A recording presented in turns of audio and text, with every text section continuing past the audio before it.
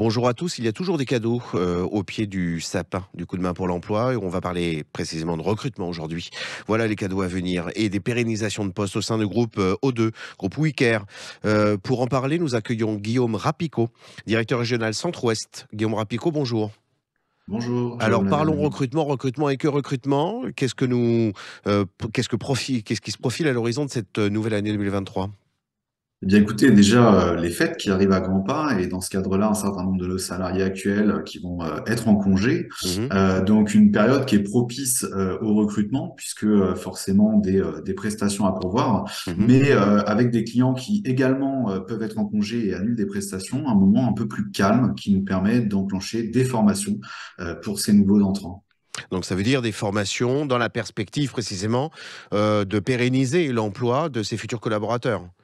Bien sûr, puisque avec la rentrée de janvier, une activité qui sans cesse augmente, des postes à pourvoir en CDI, O2 recrute encore aujourd'hui majoritairement en CDI, et donc cette possibilité-là de commencer, d'être embauché avant les fêtes, de commencer avec des prestations simples et des accompagnements en formation, tutorat avec nos salariés tuteurs pendant cette période et par la suite une année 2023 avec une pérennisation du poste. Alors de commencer avec et par la suite, et cetera et 3 petits points.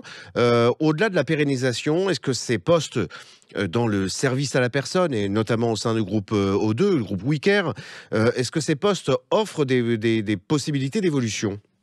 Bien sûr. Alors, la première évolution, c'est l'évolution sur son propre métier, puisque avec Oui, le bien sûr. groupe Wikia, nous avons un CFA qui a été lancé l'année dernière, enfin cette année, excusez-moi. Mmh. Donc un CFA qui forme à nos métiers sur des postes d'encadrant, mais aussi sur des titres auxiliaires de vie aux familles. Une possibilité d'évoluer dans son métier pour des personnes qui ne seraient pas diplômées du secteur, et puis des perspectives d'évolution. 40% de nos encadrants sont issus de la promotion interne, c'est-à-dire sont d'anciens intervenants. Rien que sur notre région, on compte plus d'une dizaine d'intervenants qui ont pris des postes d'encadrant, d'assistants administratifs, et puis qui évoluent ensuite comme ça sur des postes de commerciaux, de responsables d'agence, pour les plus motivés d'entre eux.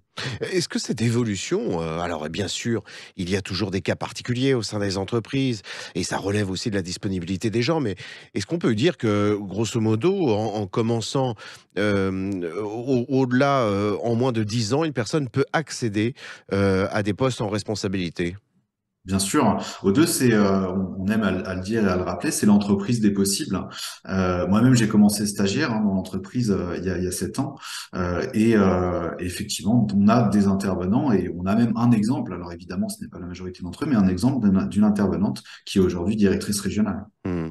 Attention, chers auditeurs, vous pouvez commencer stagiaire et finir directeur régional, à l'instar de Guillaume Rapicot. C'est une très belle perspective et en tout cas, je l'espère, à l'instar de celle de cette nouvelle année. Guillaume Rapicot, je vous souhaite une très belle journée et je vous souhaite, de très belles fêtes.